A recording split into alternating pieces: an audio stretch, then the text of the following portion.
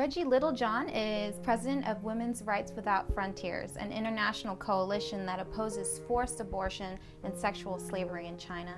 So Reggie, thank you so much for joining us here at Accuracy Media. Well, thank you so much for having me. So as a huge advocate for justice and women's rights, talk to us about China's one-child policy. What is it and how do you feel about this whole situation? Well, I'm an attorney. I'm a complex commercial litigator, but I also represented Chinese refugees in their cases for political asylum in the United States. And my first case was a woman she'd been forcibly sterilized. This was in the mid-90s. So at that time, I knew China had a one-child policy, but I really did not know that it was enforced through forced abortion, forced sterilization, and infanticide. So this is something that I think people in the West need to know, that the Chinese Communist Party reports that they have about 13 million abortions a year, which comes out to about 35,000 a day, which is almost 1,500 an hour. No one knows what percentage of these are forced, but we know that some of them are forced. A good portion of them are forced. The baby at 9 months. 9 months. See, this happens all the way up to the 9th month of pregnancy. How does that process work? Well, the way it's supposed to work, and by the way, I've got a document on my website called Best Practices Infanticide. And it's a document that was leaked out of China, and it's Chinese obstetricians and gynecologists discussing how best to kill babies who are being born during these induced labor forced abortions up to the 9th month. And according to that document, what they try to do is they try to inject the infant's head with alcohol to kill it before it's born. So that's what they try to do, but if you miss, you can end up with a situation like what happened to this woman a month ago, where the baby's born alive and the baby was crying and they just dumped it into a bucket and drowned it. So there's a photograph now of this baby floating in a bucket.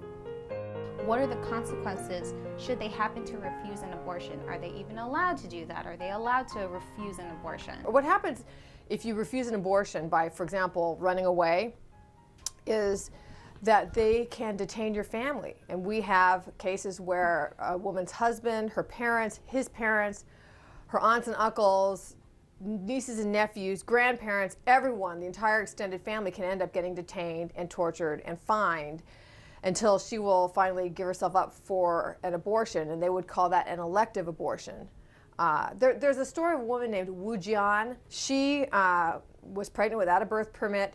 She went into hiding. She was hiding in this little shack in the middle of nowhere with no running water, no electricity, just trying to save her baby. And then her husband would drop off food every week.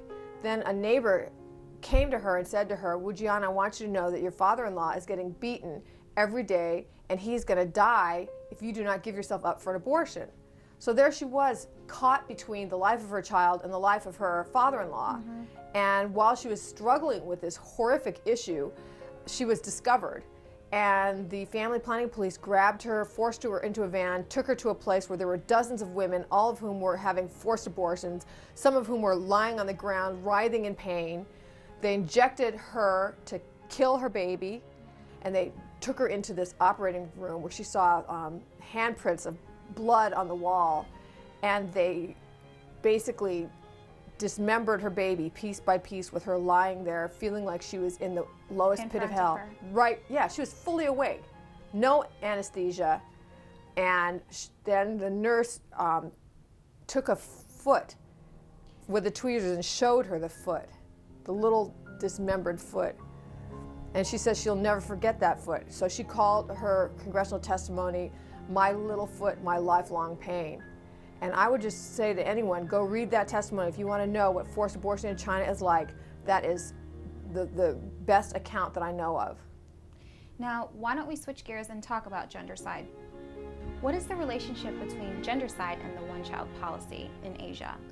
Well, you can see the impact of the one-child policy on gendercide by comparing India with China.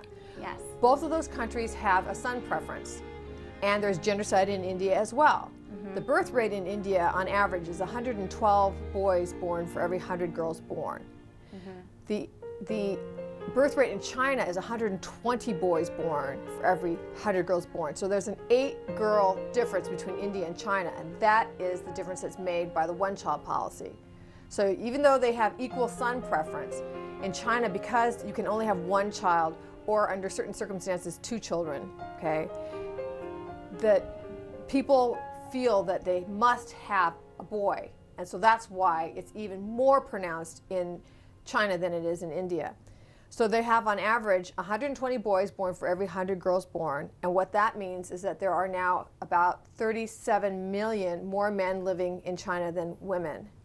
That's true. And what that's doing is it is driving human trafficking and sexual slavery, not only within China, but from the surrounding nations as well. Currently, it's legal in the United States to abort a child for any reason, including if she is a little girl. I know that you believe that this should be banned, but what can we do to abolish this? How can others help in preventing gendercide from becoming prevalent? Well, there is a bill that's before Congress right now called PRENDA, the Prenatal Non-Discrimination Act. PRENDA, P-R-E-N-D-A, and that would ban sex-selective abortion, that a doctor cannot knowingly perform an abortion that is because the fetus is a girl. So that is something that is actually being debated right now in Congress. It's a live bill. I want to go back a little bit and talk about the blind activist, Chen Guangcheng. You actually spoke to him this morning with Voice of America. So how did that conversation go? Well, that was one of the most thrilling moments of my entire life. Mm-hmm. I have been working for Chen, or not working for him, but advocating for him, you know, for 4 years and almost full time for like 2 years.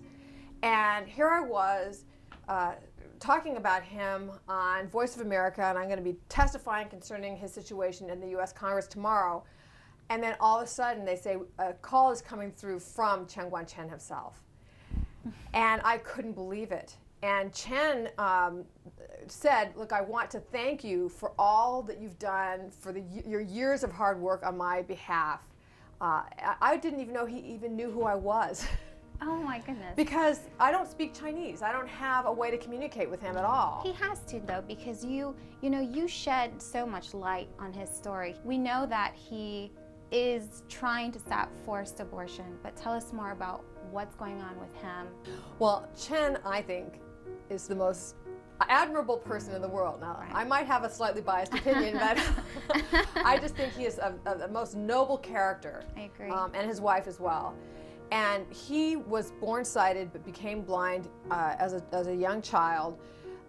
Didn't get any formal education until I believe he was 16, but then was able to get himself educated as they call them a barefoot lawyer. He doesn't have like an official law degree or a law license, but he knows enough to really advocate for human rights. Mm-hmm. So he started out advocating for people who are disabled, disability rights, because he was disabled, blind, but and nobody had a problem with that. But then when he started trying to advocate for the women who are getting forcibly aborted and forced sterilization, then he got into a whole lot of trouble.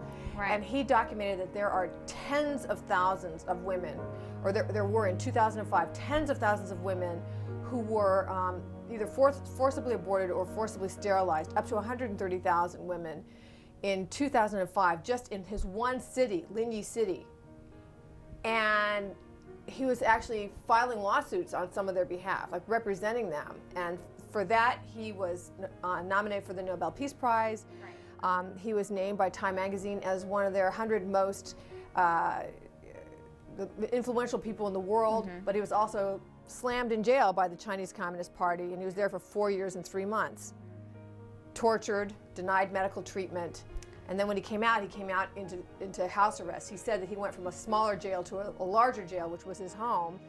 But they had, 66 people surrounding him, 22 every 8 hours, just making sure that he didn't leave that house. Surveillance cameras, searchlights all over his house all night. They cut off his village, and then he miraculously escaped. Will he be allowed to leave China? Well, it depends on which government you ask. I mean, our government has said that they want him to come. Right.